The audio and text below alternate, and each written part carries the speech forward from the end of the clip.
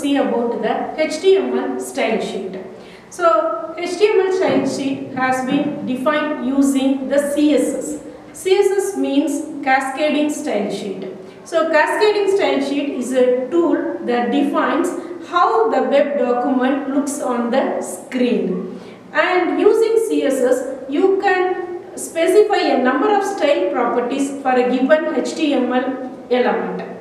And each style properties shares a name value pair which is separated by colon.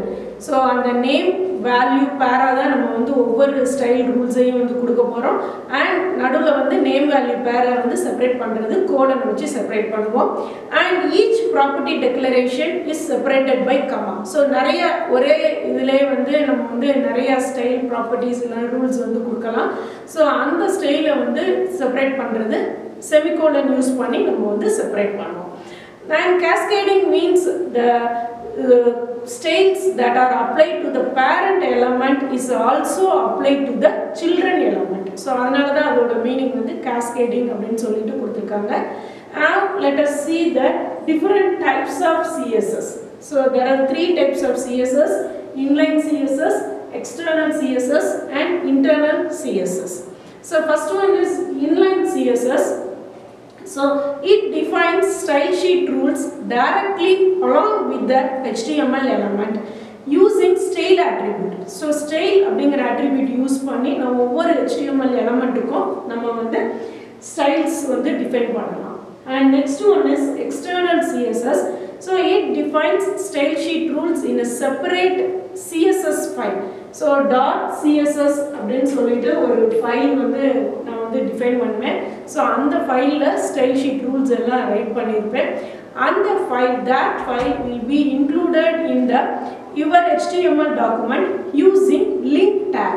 So link tag use பண்ணி நான் வந்து external style sheet வந்து எந்த HTML டாக்குமெண்ட்க்குள்ள வேணாலும் include பண்ணிட்டோம் அப்படினா அந்த ப்ராப்பர்ட்டீஸ் உள்ள வந்து அப்ளை ஆகும். And third one is internal CSS.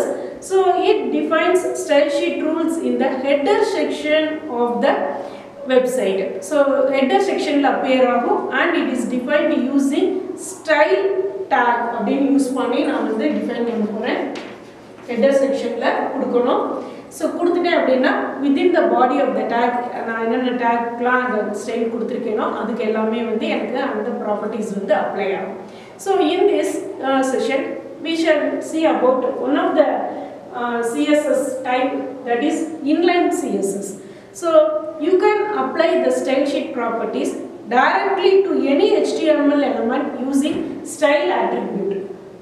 So HTML element க்கு பக்கத்துல attribute வந்து style அப்படினு நம்ம வந்து கொடுத்து என்னென்ன properties வேணுமோ எல்லாமே டிஃபைன் பண்ணிக்கலாம். So that you can make a particular change in any HTML element. எந்த எலிமெண்ட்க்குனாலும் நான் வந்து changes வந்து perform பண்ணிக்கலாம். So here நான் body tagல கொடுத்திருக்கேன்.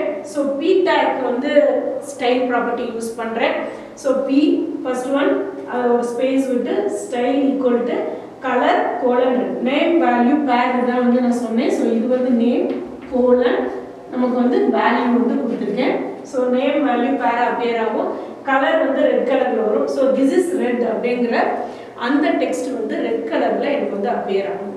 And next one is p style equal to font size colon 20 pixel ல கொடுத்திருக்கேன். font size வந்து 20 pixel ல டிஸ்ப்ளே பண்ணனும் அப்படினு சொல்லிட்டு. So this is thick அப்படிங்கற டெக்ஸ்ட். So அந்த டெக்ஸ்ட் வந்து somewhat bigger size ல எனக்கு 20 px ல டிஸ்ப்ளே ஆகும். And third one is more than one style rules வந்து நான் வந்து கொடுத்துக்கலாம். So using semicolon யூஸ் பண்ணி டிஸ்ப்ளே பண்ணனும். So style p equal to p space style equal to color colon green colon semicolon கொடுத்துட்டு font size colon 20 px.